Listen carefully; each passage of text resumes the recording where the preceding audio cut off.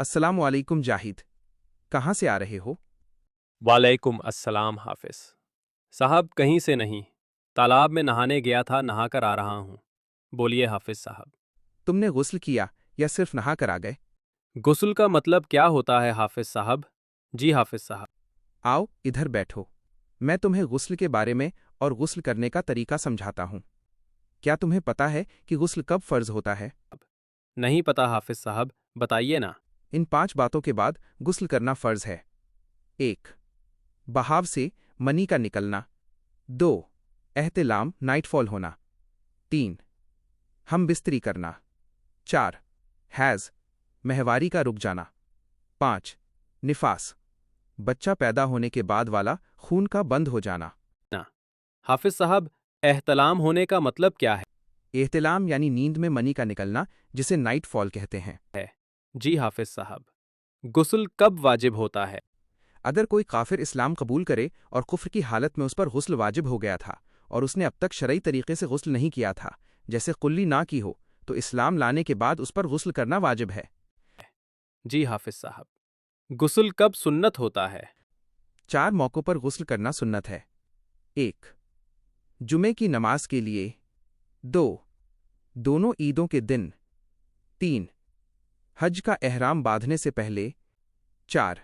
अरफात में वकूफ ठहरने के समय।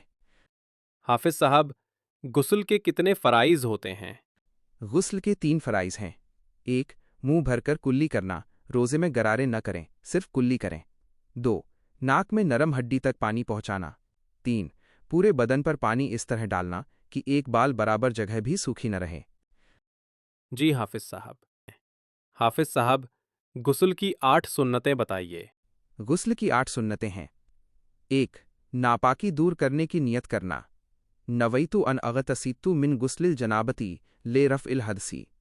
दूसरी ये है नियत, नापाकी से पाकी हासिल करने के लिए गुस्ल करता हूँ। 2. दोनों हाथ कलाई गट्टों तक धोना। 3. शर्मगाह धोना। 4. अगर बदन पर कहीं नापाकी लगी हो तो पहले उसे धोना। 5. पहले वुज़ू करना। 6. पूरे बदन पर 3 बार पानी डालना। 7. पहले सिर पर, फिर दाएं कंधे पर, फिर बाएं कंधे पर पानी डालना। 8. जहां पानी न पहुंचता हो वहां हाथ से मलकर पानी पहुंचाना। जी हाफिज साहब। गुस्ल के मुस्तहब क्या हैं? 3 मुस्तहब्बात हैं। 1.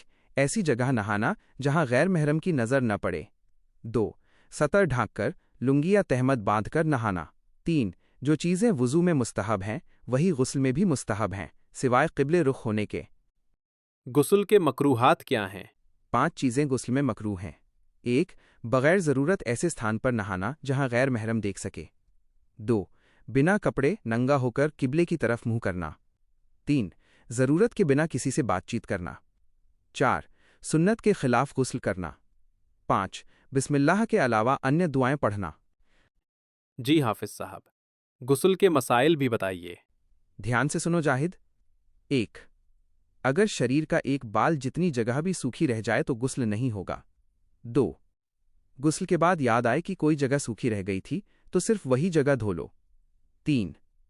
अगर फ़र्ज छूट गया था, जैसे कुल्ली या नाक में पानी डालना, और उस हालत में नमाज पढ़ ली, तो फ़र्ज पूरा करो और नमाज दोबारा पढ़ो। 4.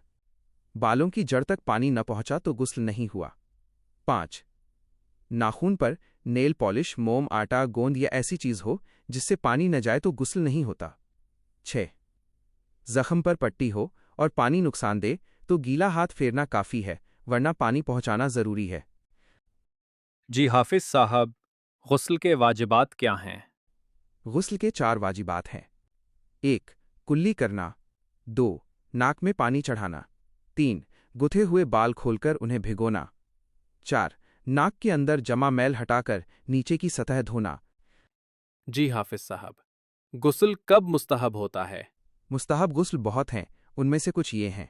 1. शबान की 15वीं रात, शबे बरात। 2. अरफे की रात, 8 ज़िलहिज्जा की शाम के बाद। 3. सूरज या चांद ग्रहण की नमाज के लिए। 4. नमाज इस्तिस्का के लिए। 5. मक्का या मदीना में दाखिल होने पर। 6. मैयत को गुस्ल देने वाले के लिए।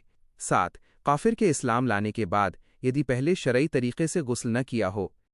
اللہ ہمیں صحیح طور پر غسل کرنا اور دوسروں کو بتانے کی توفیق دے، آمین۔